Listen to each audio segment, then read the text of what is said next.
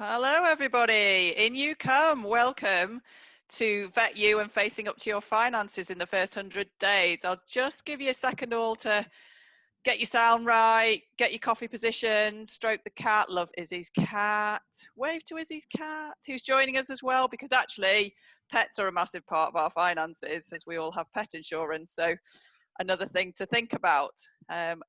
Here we all come in. Everyone having a good day, I hope. And well done for getting through those exams. It's a tough time, but amazing. You are part of a fantastic profession. So well done to you all, and well done for joining us today.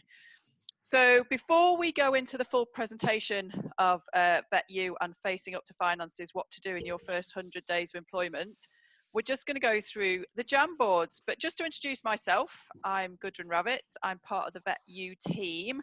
I'm a vet, portfolio vet, done lots of different stuff, still trying to work out what I should be and what I should do with what is a wonderful career and a wonderful degree. And as I'll introduce the rest of us, you've got a bunch of people on here today who are here to help you. They understand you, they understand the profession, and they understand finances. So we've got the Jamboards up, but we've also got the chat sessions, the chat boxes as well. So if you've got questions, please put them in the chat boxes. Matt and Mark, who should be waving at you now, wave Matt and Mark, will be answering some stuff there and helping out on that for you. We've also got Izzy and Callum from AVS. Thank you so much, guys, for joining us. So if you want to put a message out to everybody, please put it in the chat. If you want to direct it to somebody, please do. If you just don't want to maybe branch out just at the moment to everyone. But first of all, thanks so much for filling in the Jamboards. And these are live throughout the session, so please keep filling them in, because actually this helps everybody. As we always say when we're in our lectures, there is no such thing as a silly question. It's usually something that somebody hasn't asked who wants to ask it. And it's exactly the same with these. You can see up here lots of thoughts of what financial security means to you. And the great thing about this is, I'm sure some of you are sitting there and thinking, actually, it does mean less stress. And it's great to hear that someone else is saying that. It is being within my budget. It does allow me freedom. And I love the word freedom in there, and not relying on others, because if we can get our finances right, it does allow us to do things that we want to do. That doesn't mean having loads and loads of money. It means knowing what to do with the money you have and being able to make choices. So thanks very much for that one. Ben, if we can just move to the next one, just to get a flavour of what everyone is saying.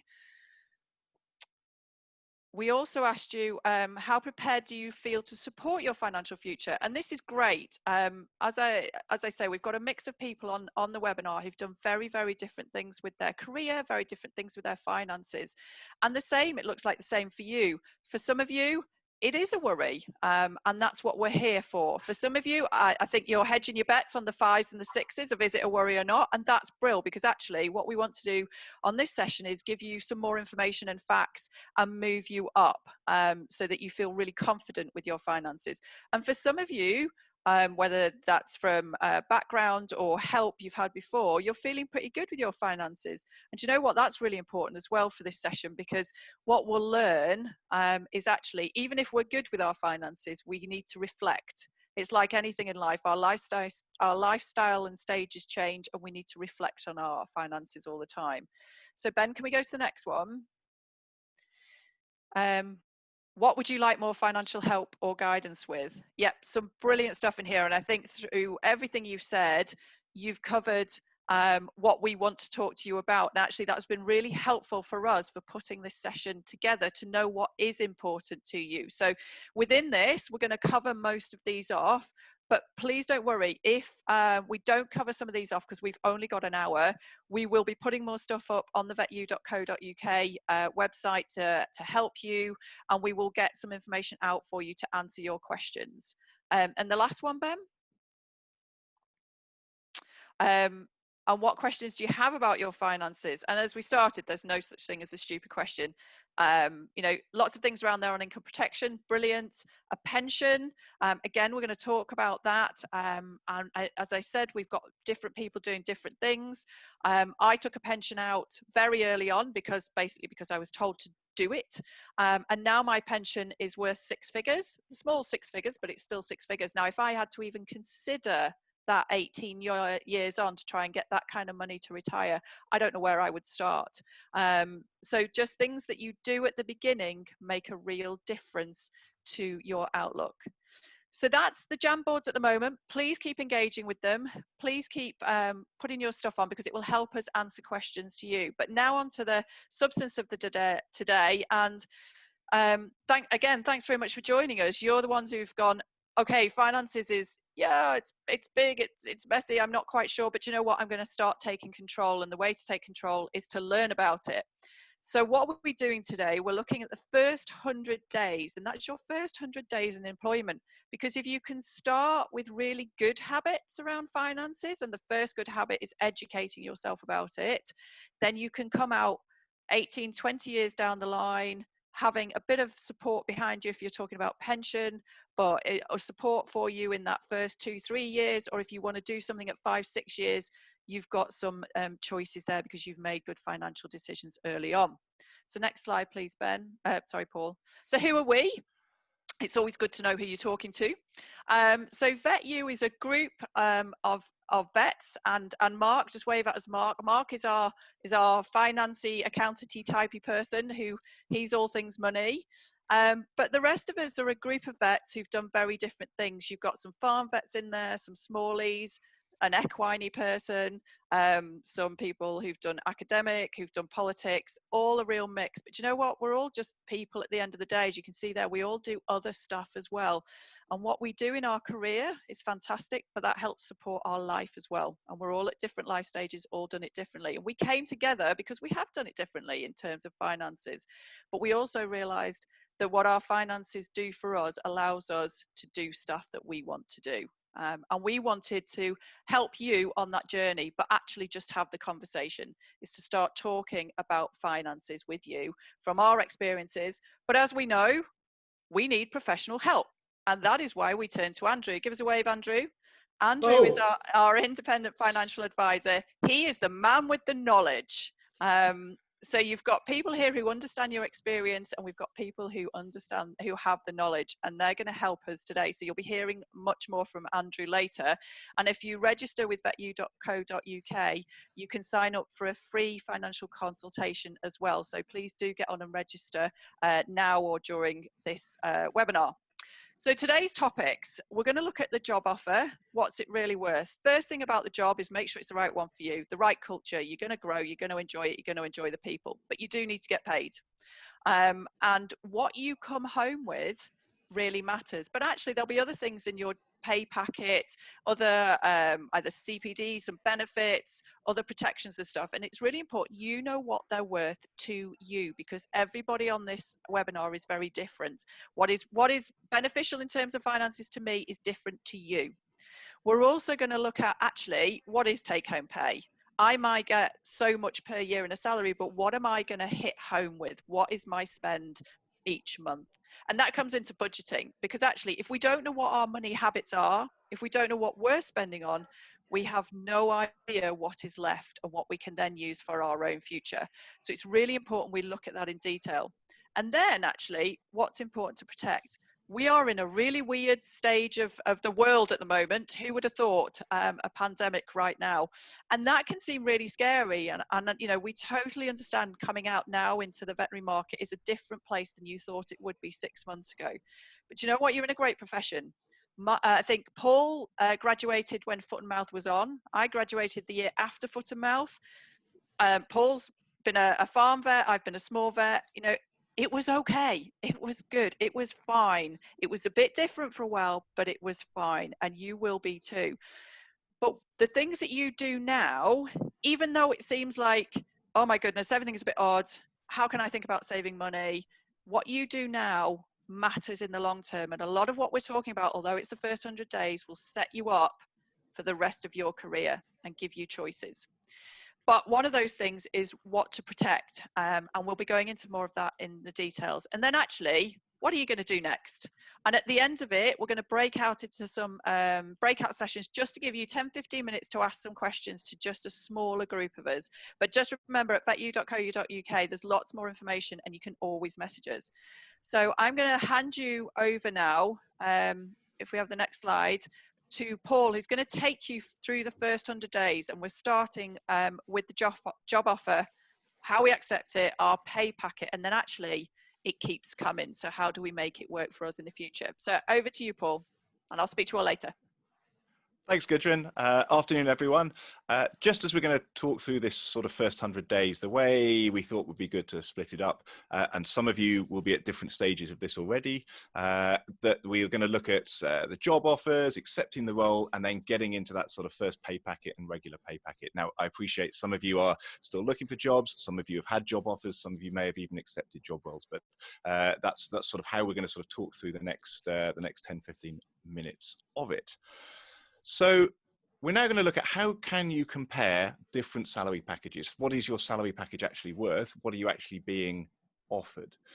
I really appreciate it, and Gudrun said before, I really appreciate there are many, many, many reasons why to accept a job that are more than and probably more important than the salary. You know, the location, the species that you're going to treat, the amount of support you're going to get in your first few years, whether you like the people, whether you like the culture, all of that I absolutely get, and it is more important than the salary. But just for today, we're going to focus in on the financial side of what your salary is and what your salary package is actually worth. Now, obviously, when you talk and when you look at the job adverts and when you go for interviews and stuff, they'll talk about the basic salary initially. What is that for a new graduate? It's probably going to be 27 to 33-ish, around about there as a rough guesstimate. But most jobs out there will probably try and entice you in by offering other stuff. Perhaps they can offer a lower salary, but offer you some extra bits on the package. So it's more than just that basic salary. And just the sort of the big ticket bits that might be there. Pension. This is a bit annoying. It annoys me a little bit, actually, where people in job adverts say, we're going to give you a pension. They have to give you a pension. It is by law, you have to give a pension. So really, employers should be only talking about pension in your salary package if it's more than the absolute basic that they give. Unfortunately, in veterinary, and we'll talk about it in a bit, in veterinary, most employers are only offering the absolute basic that they have to by law. CPD, how much is it? How much is it worth? Is it £500 a year, £1,000, £2,000 a year? How many days are you allowed? 2, 4, 8 days, etc. The important thing here is to have a little look at what the clawback is going to be. If you leave, are they going to ask you for the last 6 months of CPD back because they've invested in you, or are they going to ask for the last year back?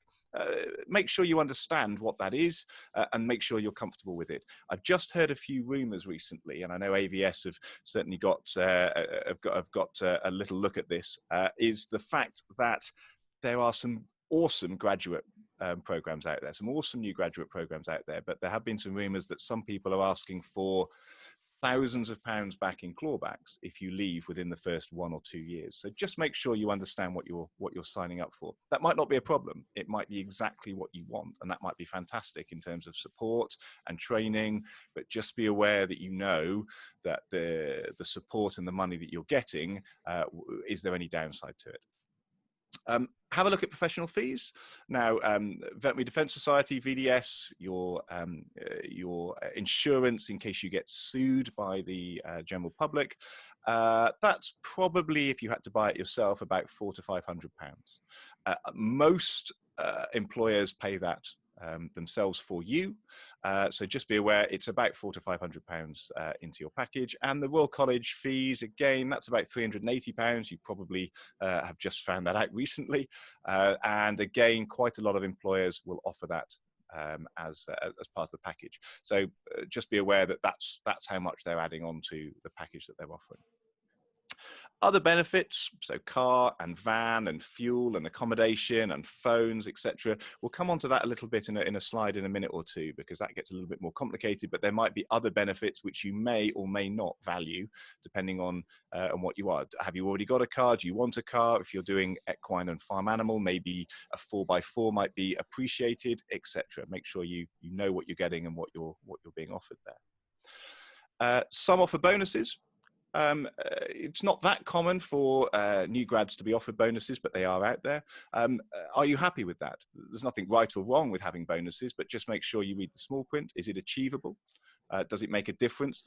And are you comfortable with it? Some people feel a little bit uncomfortable having a bonus scheme at work. They feel that maybe that might pressurize you into doing things that you're not happy with. Again, on the other side, it might be a nice way of making you feel more comfortable talking about money. It's neither right nor wrong, but it's something just to have a little think about. And income protection and private healthcare. There are a few companies now, some of the corporates particularly, that are starting to look at offering you some of the income protections and private health cover that's out there. Again, be aware that it's in your name, but it's them who are paying for it. If you leave, if you're happy to stay in that one single job for the rest of your life, it probably won't be an issue. But if you might leave in the future, if you might have a gap, if you might do a bit of locuming, what's going to happen to that income protection when you finish? What's going to happen to that private healthcare when you finish? It will stop because it's in your employer's name and they're paying for it. So again, that might be an issue if you stop, have a gap, and then in later life want to start private healthcare or income protection again. It's a lot easier, cheaper to do when you are younger rather than when you are older for this sort of stuff. Right, now let's start actually thinking about cash money. What are you going to end up with in your pocket at the end of the day? So the important bit here, who you get paid your, and let's say for argument's sake, it's around about £30,000 as a starting salary. Who else is going to stick their little mitts in your pocket and take money? How much do you end up with at the end of the month to spend on this, that, and the other? First off, you get the country, the government, the tax man gives you 12.5 grand to earn, and no one touches it. So it's tax-free for your first 12.5 grand. And after that, they start to take 20% of everything you earn. Now it's stepped. It's not suddenly all of it's at 20%. It's just if you earn £1 over £12,500, they'll take 20% of that £1 that's over £12,500. So they take 20 pence.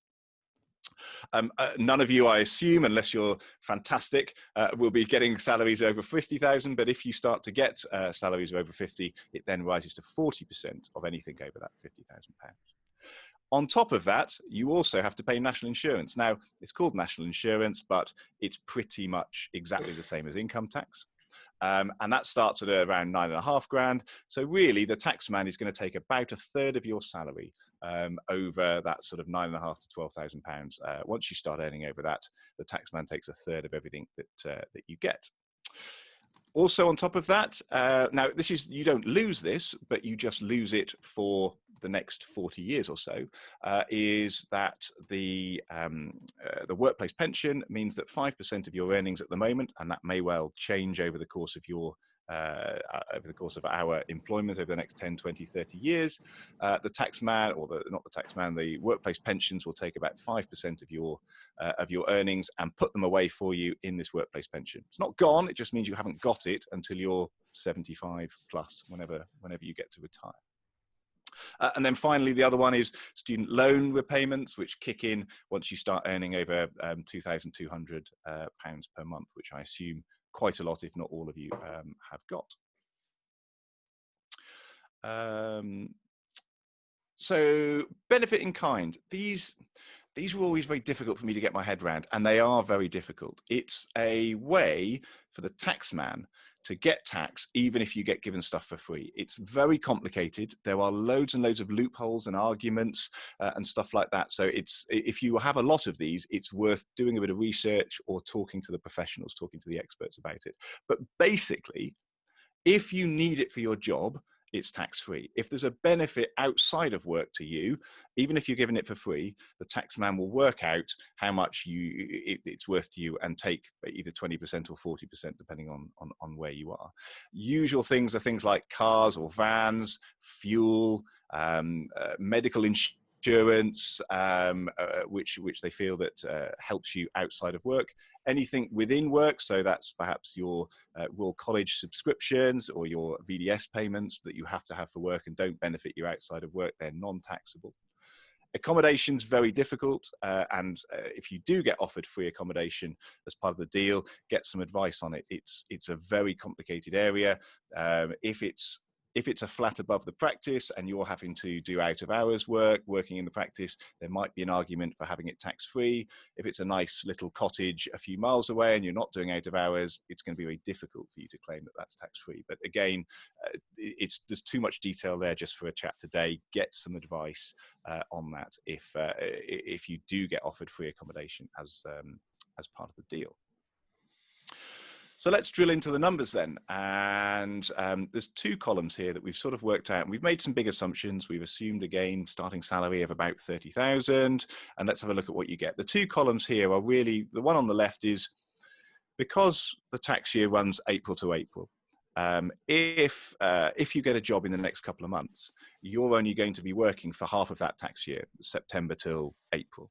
But you get all the benefits. They get the £12,500 free for as if you've been working for the whole year. So actually, the first year that you'll be working until April next year, 2021, you get more benefits and more tax-free than you will later on. And so the first column is what you get in this tax year, and then the second column is sort of what you get from then onwards. So starting off, salary of about 30,000, you're getting 20% tax, 12% national insurance. That's taking about 5,000 or 6,000 off it. Whatever the benefits in kind are, depending on what you're offered, car and fuel and phone and private health insurance, etc. Your pension, this is not really taken away from you, it's just taken away and put in the pension for you in 30, 40, 50 years' time. And then the student loan. Now at £30,000, the student loan's only just starting to kick in. As you earn more, it's going to become a bigger amount. So really, a £30,000 salary means you're probably going to get about £22,000 to take home, or £1,900. Just a nice ballpark figure to have a think. Maybe you'll get paid more, maybe you get paid less, maybe you get paid different benefits in kind, etc. So worth just having a think roughly what we're getting.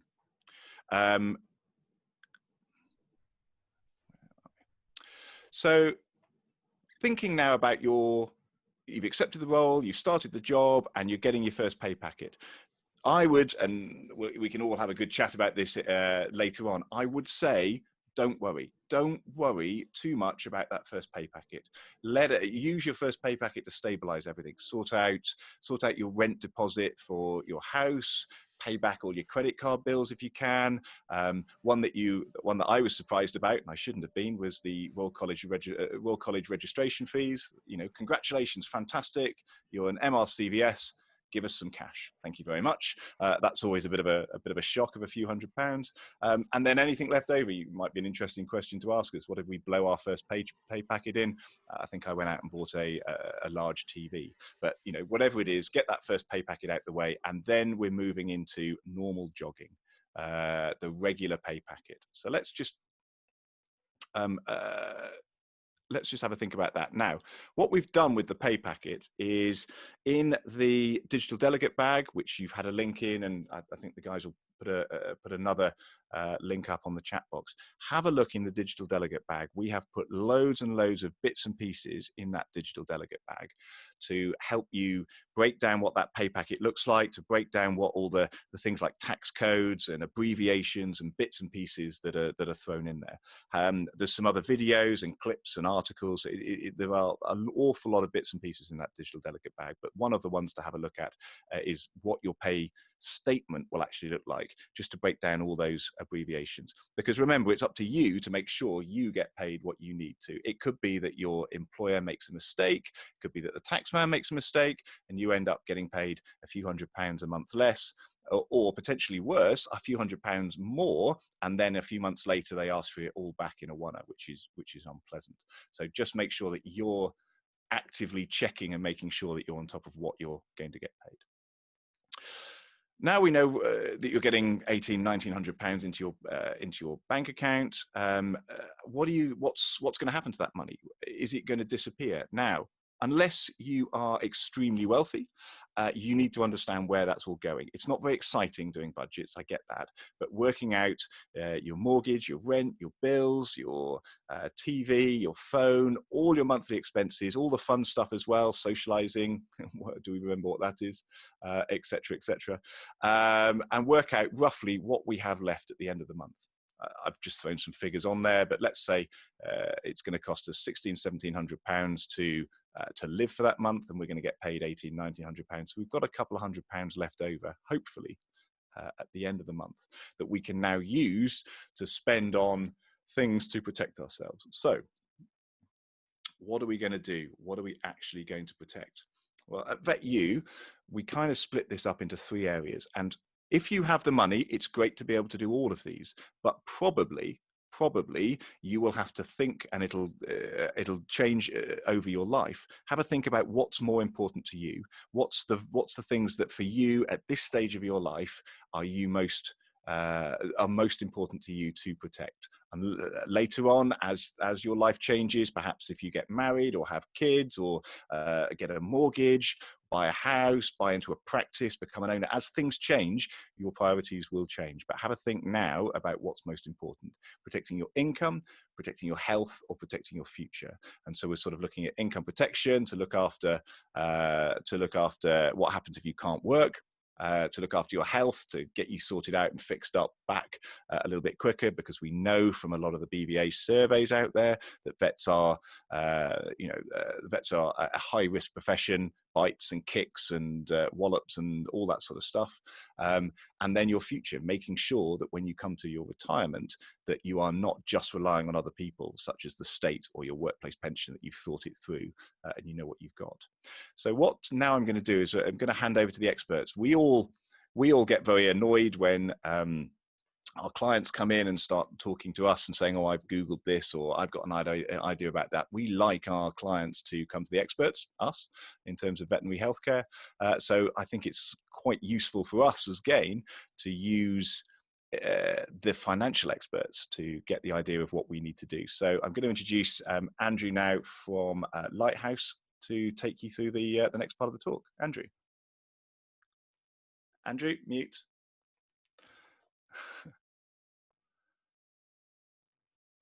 There you go.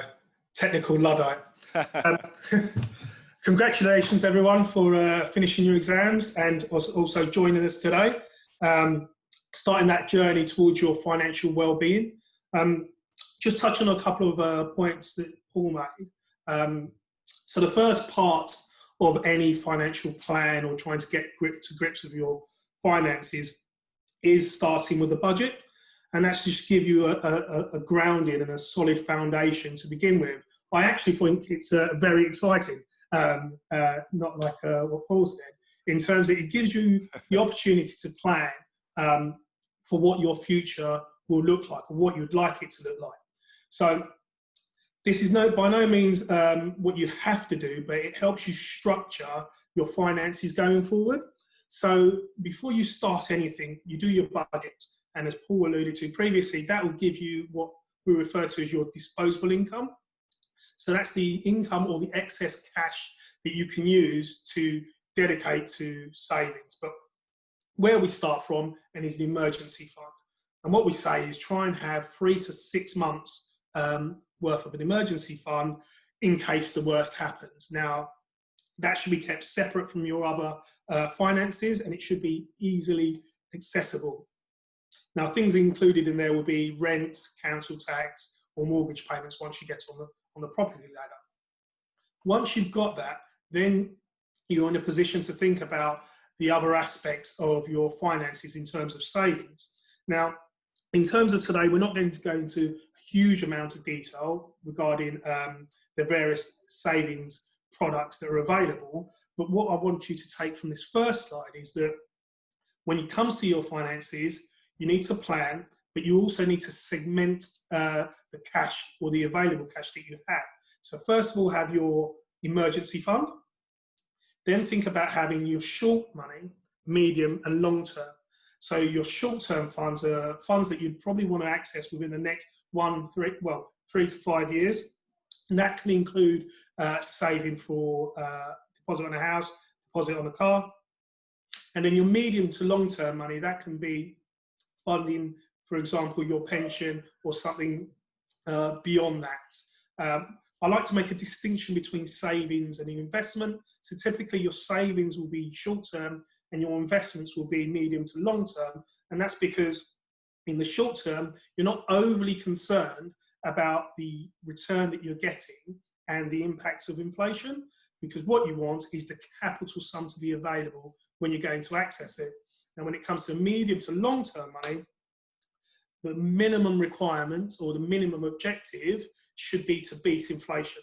Otherwise, in real terms, you're losing the value of your money. So I just want to make that distinction first of all. And in all of these practices, what you want to try and do is to be able to automate a system whereby you funding your emergency fund and funding your short-term fund, in this example, without having to think about it. Now, there's lots of applications out there at the moment that allows you to do that and segment your salary as it comes into your bank account, and you can also do that yourself. So before we move away from this slide, the points to take away from this is understand where you are at the moment by budgeting, have an idea of where you want to be, and assign your funds or your salary or your available cash to the various types of money that we've identified there. So once you've got a solid foundation to start from, we can now start thinking about what we want our future to look like. Now, before you do any of that, you've got to think about the what if. So what happens if you get long-term sick or injured at work? So there are lots of financial products out there, lots of jargon out there that isn't particularly helpful. But what we're doing today is just looking at the key insurance products that are out there. So that's life insurance, sometimes referred to as term insurance, whole of life protection, again, that's a form of life insurance, income protection, and critical illness. So the next few slides, we're just going to touch briefly on what all these means. So what might be a priority for you is income protection. From my understanding, this isn't a benefit that comes from most veterinary jobs. And it links in nicely with the previous slide when I was talking about having 3 to 6 months emergency fund, which will be highlighted shortly. So what is income protection? It pays you a regular income for a specific period of time if you're out of work, essentially through long-term sick or injury. What it doesn't do is replace your income completely, and it's usually a percentage of your salary, which will be between 55% to 70%, depending on the provider. Now, in terms of the level of benefit that it pays, it's either level, i.e. £1,000 a month, or you can pay extra to have the benefit to increase in line with inflation or another fixed percentage. Now, the purpose of that is to ensure that over time, the level of benefit increases in line with your standard of living, because we all know that inflation, or I should highlight that inflation erodes the standard of living, i.e. you want to make sure that the benefit you're getting from your income protection policy increases in line with the cost of living.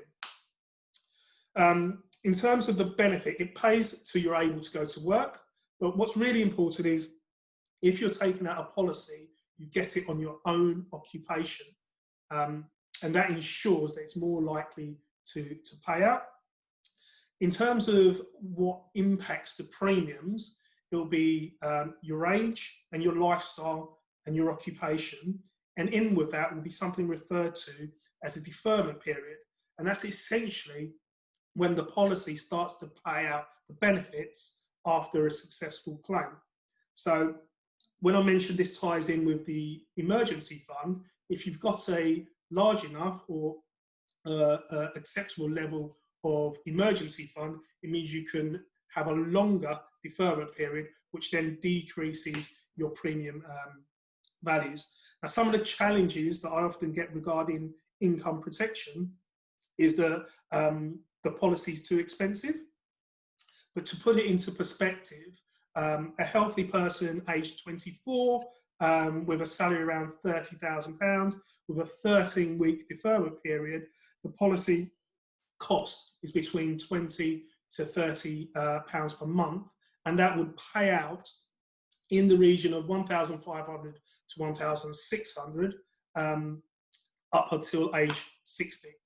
So if you think of the actual premium that you're paying, I think that's cost effective and, more importantly, fulfilling a really important need. And what's important as well, just to round this up, is that if you take out an income protection policy, always ensure that that's reviewed on an annual basis as your circumstances change. Next slide, please.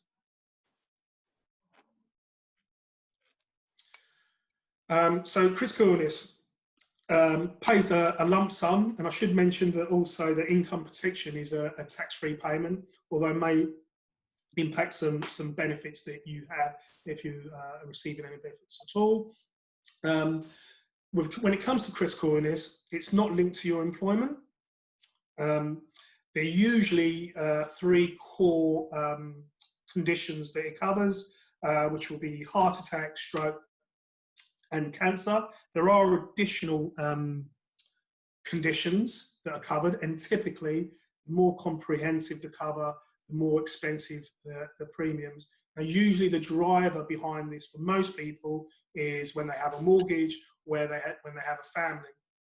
I would argue that you should probably take out an element of critical illness as soon as you can, because with all of these insurances, as you get older, the premiums become more expensive, and as you get older, you're more likely to obviously get a condition which may impact the cover, and any condition that you have prior to taking that cover would also be excluded. So in terms of order of priority, you may find that income protection is the most pressing, and then perhaps critical illness cover as well. And then when it comes to life insurance, broadly speaking, there's three types. You have term insurance, which is for a specific period of time. You have whole of life cover, which covers you, as it says, for the term of your life, and a family income benefit pays out a death. What that does is it pays out a regular income instead of a lump sum amount. And again, this depends on your specific circumstances. Now, the final thing we're going to talk about is pensions. So, broadly speaking, there is no such thing as a bad pension. What determines the value of a pension is the size of the pot when you come to draw on it.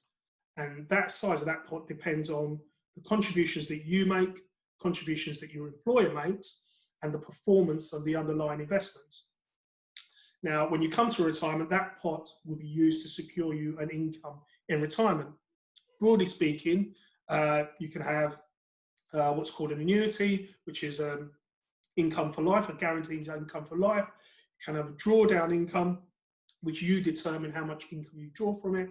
You're also entitled to 25% of that tax-free if you want a capital sum, and you make a determination in terms of if you die, how your beneficiaries will benefit from that pension. What's really important to understand about pensions also are they're portable, i.e. you can move them from one employer to the next. And in addition to that, they are really tax efficient. So for every £100 you pay into a pension, the government will top that up by 20% immediate tax relief. And if you are an additional rate taxpayer, you can claim those additional rates through your self-assessment.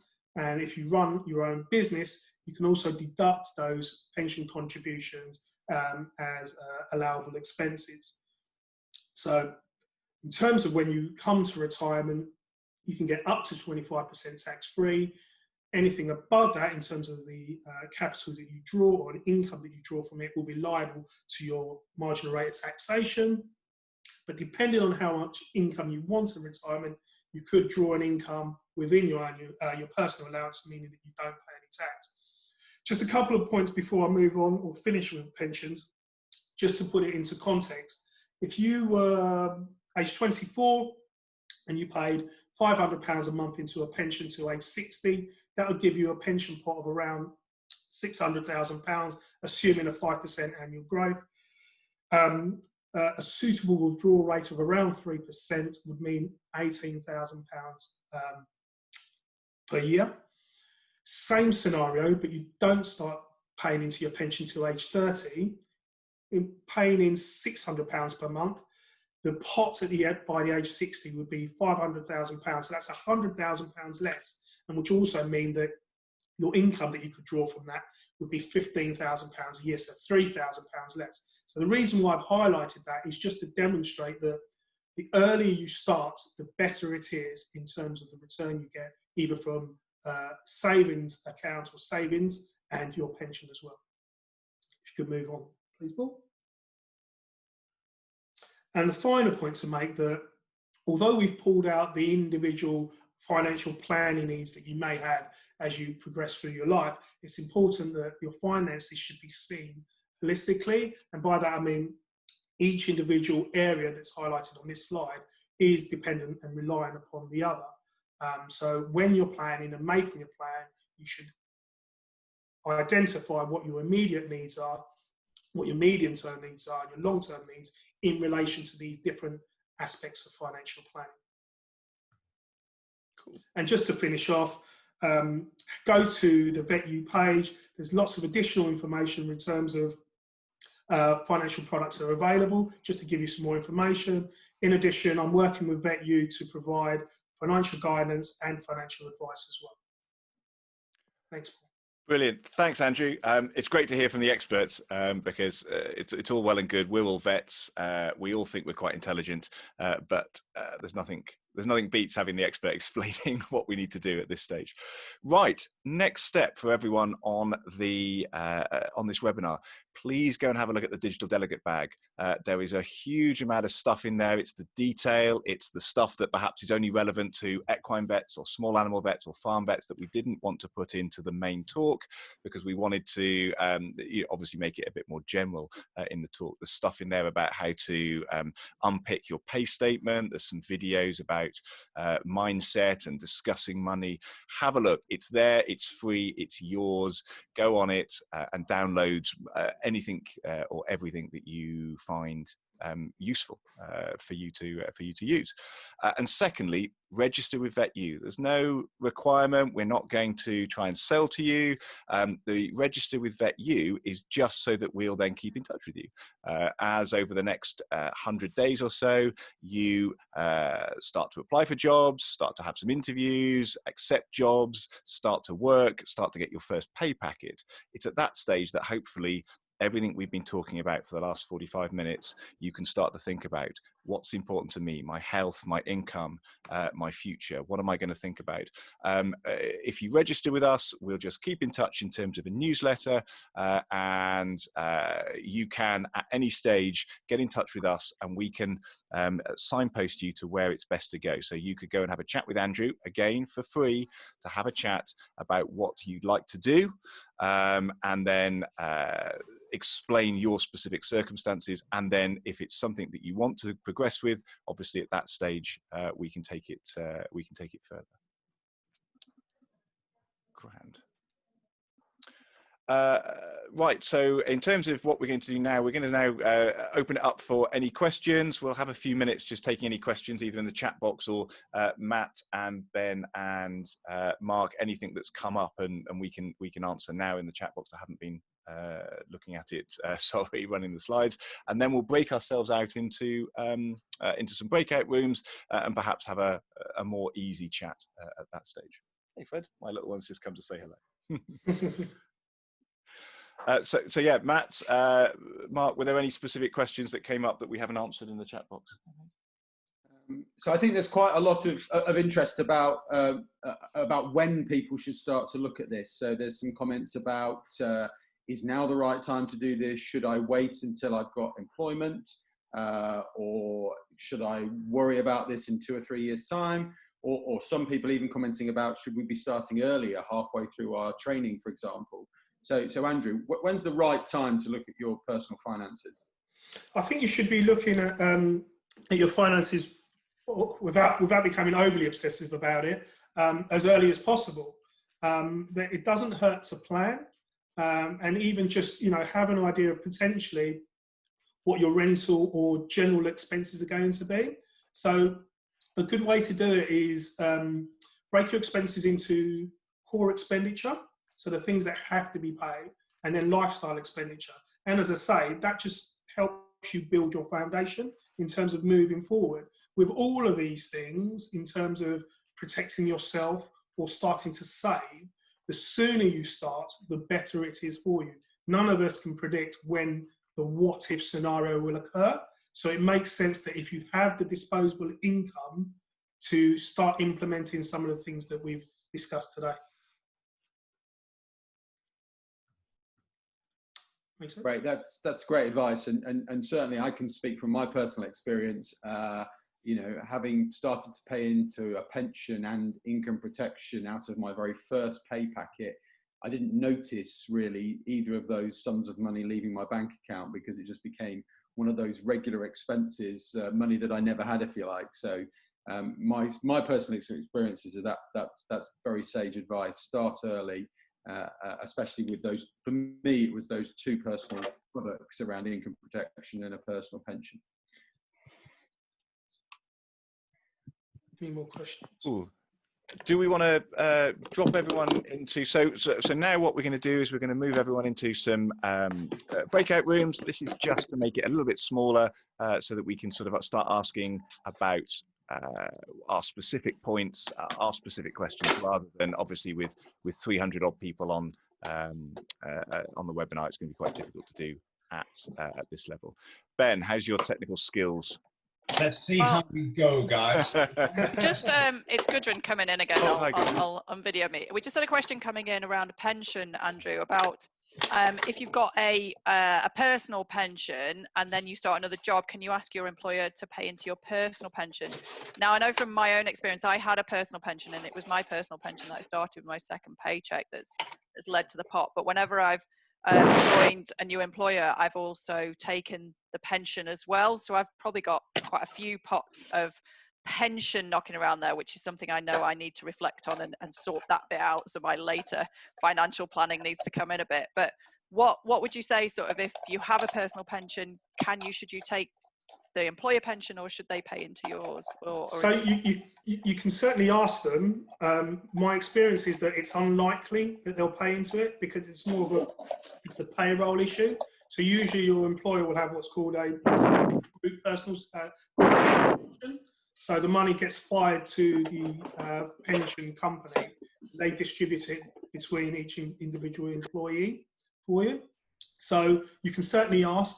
But something that you could do as well, again, depending on your circumstances, I don't know the individual circumstances, but they would also have the option of transferring their personal pension into their employer scheme, and you would still have the ability to move that if you were to leave that employer. It really depends on the motives of having the personal scheme and the employer scheme, and there's some investment sort of issues or specifics regarding that. So in answering to your question, ask if your employer will do it. There's no harm in doing that. It's likely that they'll say no. If they do, don't come out of your employer one, because they're obliged to contribute. So that's essentially free money. You've got the option to continue contributing to your personal pension as well as your employee scheme, or transferring your personal pension into your employee scheme in the knowledge that you can move that at a later date. And if I can, I know we're going to the jam boards, but just another one come in on pension. Someone's asked, do you have, well, Paul's answered it actually, control over pensions are invested. And I just wonder whether this is, because this is probably something close to my heart, about I wanting your money to do good, I suppose, or reflect your moral viewpoint, etc. And there's a lot of discussion around that, particularly perhaps on sustainability, etc. Now, Paul's obviously answered that no, you may not be able to in your workplace, but other investments, I'm right, aren't I, Andrew, in that you can look to invest your money in a way that reflects what you feel is the right thing to do with your money? Yeah, so you have ethical and social responsible investments are a big thing at the moment, and you certainly have that in the broader context investment decisions.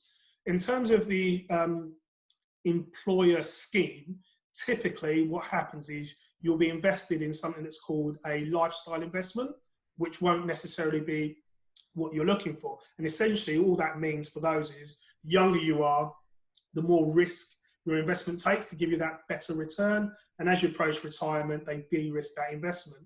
Now, depending on who the pension provider is, you may have the option to choose a separate investment than what your default fund is provided by your employer. Again, this will be down to you making those decisions. And ultimately, if you make the wrong decision, it's your responsibility as well. So if you're doing anything like that, I'd suggest you take advice or at least do a considerable amount of research in terms of the implications of your decisions. And if I'm allowed, because anybody who knows me knows that once I get talking, there's no stopping me. So now I'm unmuted, I'm off. Demi's asked a really good question, actually, which was so close to my heart, because finances, I literally just did what I was told and then learned it was a good idea. Has asked, what's the difference between just saving up the money and a pension? And I just think that's such a good question, because actually, for most of us who aren't, sitting with all Andrew's knowledge, what is the difference? Why don't I just save it up? So, good question. So, if you're just saving the money, as I mentioned before, there's a distinction that I make between saving and investing. So, if you're just saving the money, the interest or the growth that you're getting on those savings is limited to the interest that the bank or the provider is going to pay you. And in the current environment, that's really low. So if we just assume that inflation is at 1%, and if your interest isn't more than the inflationary amount, you're losing money in real terms. So when you come to retirement, your pound essentially is not worth what it was 30 years ago. And an easy sort of example of that is the cost of a loaf of bread, or the cost of a pint, or the cost of a bottle of wine. Things just get more expensive. So the point about investing is that at the very least, it keeps up, the growth allows you to keep up with the cost of inflation, but you're trying to get beyond that. And in addition, when it comes to pensions, for every £100 that you put in, the government puts in another £25. So from that perspective, just from a cash perspective, if you weren't investing the money and you were keeping it in cash, you can see that a pension, in this example, is a lot more or a lot better than just savings. Now, there's a risk element associated with putting your money in stocks and shares, but the longer your investment horizon, i.e. if you're starting today in 24 and you're likely to retire age 60, your appetite to risk is increased and you're able to take on that additional risk to get those returns. Does that answer your question? Thank you. I'm trying not to use any jargon, so no, that's perfect. Thank you, know. because it answers it for me as well. I mean, I now get it, but I certainly didn't at the time, and certainly I keep paying into my pension for all of those reasons now.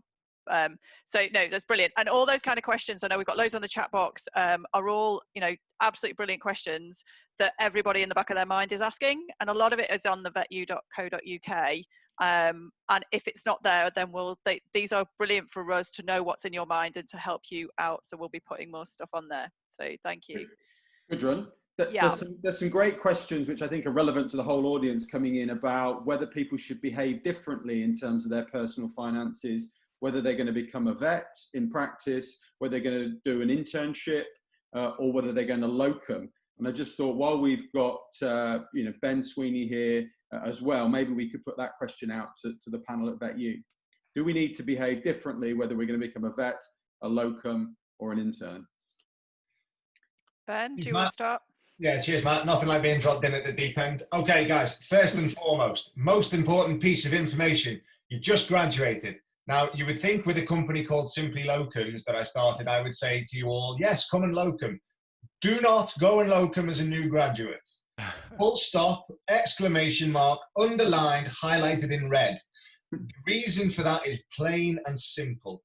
And I'm sorry for my dark background. I've got an 8-month-old baby, so I need to be in dark rooms because my head hurts all the time. It's plain and simple. You've got to spend the first few years of your career investing in yourself. And, you know, it's interesting. We talk about financial investment in terms of VetYou. The key component, and that is obviously what we focus on as an organization, the key emphasis in VetYou is the you part.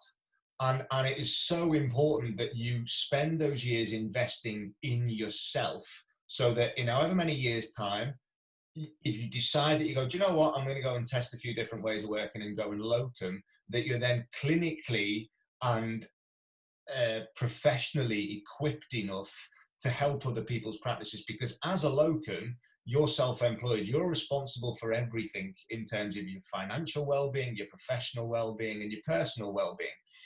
And that's not a small task to take on. I love it because it gives me all kinds of freedom and I get to work with loads of different teams. And because I'm a complete nerd and love dentistry, it means that every practice that I go into, they basically queue up all of their dental cases for me. But in terms of your finances as a locum, it is something that you have got to be ultra disciplined with.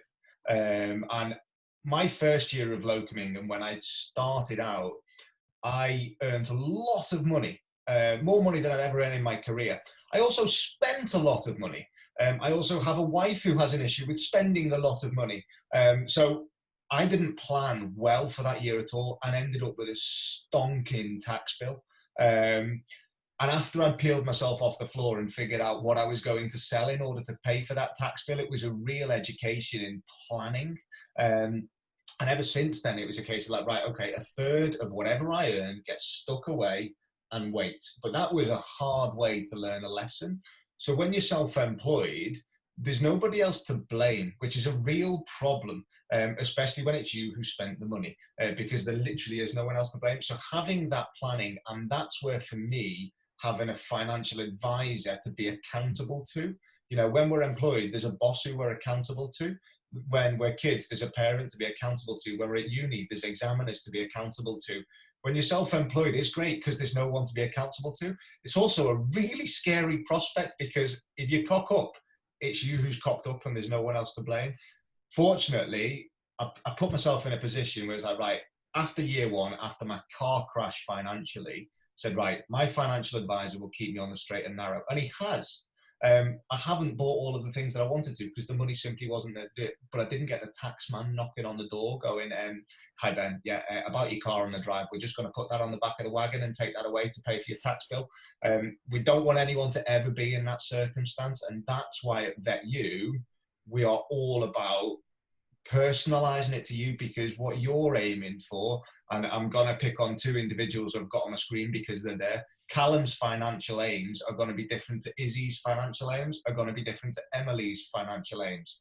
And the idea of having an IFA involved in all of those elements is that whether you're employed, self-employed, planning for retirement, planning for buying a house, whatever, having someone who knows and understands what to do with money is absolutely paramount. And I will also caveat all of these things by saying my dad was an IFA and I spent years going, no, I don't have to listen to you. I know how to make my own way. And he had the biggest ever I told you so moment when I got that tax bill.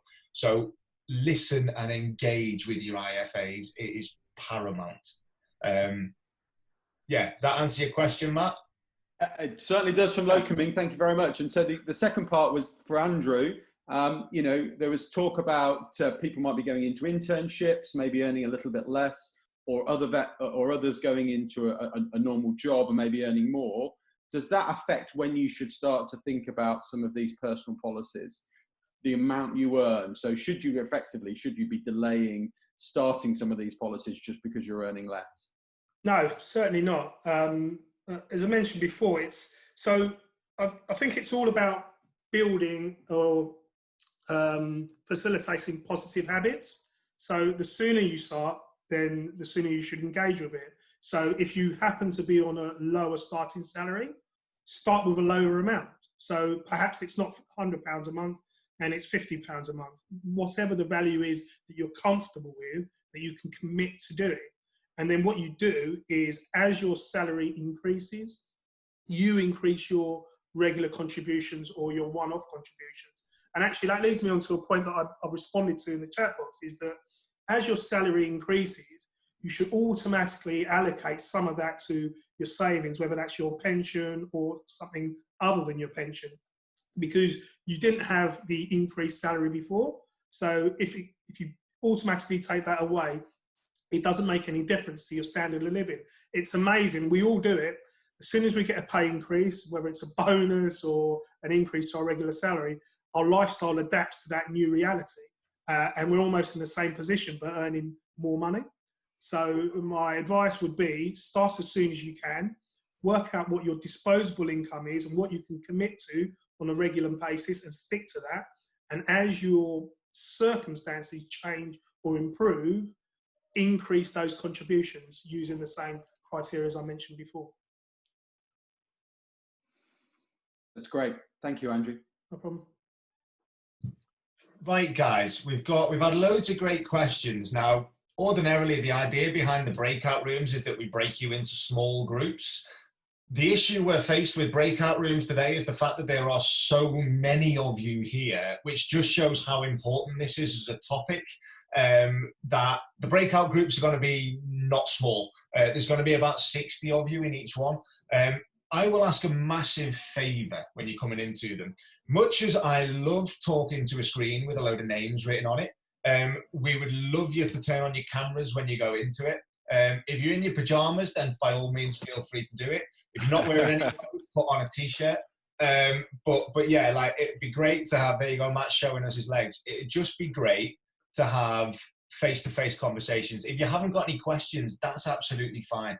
I'm sure what you'll see from what we've evidenced so far is that most of the time people have got similar questions to what maybe you've got burning but haven't asked. So hopefully everyone will get some insights. So I'm going to open the breakout rooms. We're going to go away for maybe 10, 15 minutes, and then we'll see where we're getting up to. So fingers crossed this works, and hopefully we'll see you in your breakout rooms in a couple of seconds. 3, 2, 1, go.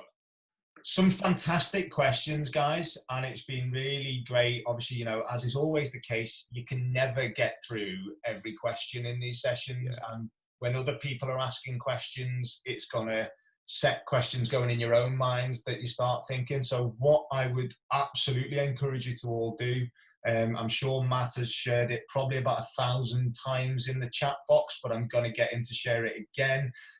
For those of you who don't know Matt, he's a tech wizard. So like, he can cut and paste into a chat session like no one you've ever seen. So Matt's going to share the link there. Register on the form. If you've got any questions, ping them across to us. And what we're always doing is trying to offer you individual support, but also point you in the right direction of people who've got much more in-depth knowledge of stuff. So yeah, it's great to see so many people who frankly are a lot more financially intelligent than I was at your age.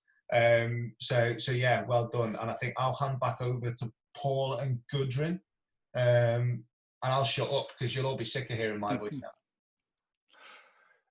Grant, thanks. Hopefully that was useful to drop out into the breakout rooms. We had a great chat in ours. Really, all I can keep saying is get onto that digital delegate bag, steal the resources and the bits and pieces that you want from there, and register, and so that we can just keep the conversation going. Gudrun, anything more from you or any of the VetYOU team? No, I think just thanks everyone for coming and sharing their stories with us. That's the whole point, is actually to have a community of people that we can ask those questions that everybody wants to hear, we just might not have asked. But yeah, definitely register on and book yourself for consultations so people like Andrew can give you advice that will set you up for later. But that's it for me. So enjoy the afternoon, enjoy the rest of the career. It's amazing. And if you have any questions, send them in, and we'll try and answer them all, and we'll send something out to you all in due course. Yeah, and I think just to wrap up, a massive thanks to AVS. I think you guys will all very much identify the fact that it's quite handy having a student body who will sort of look after your interests. So yeah, so massive thanks to Callum and to Izzy, especially. Thanks, guys. And yeah, like, it's the afternoon and your students / new grads, go and have a glass of wine.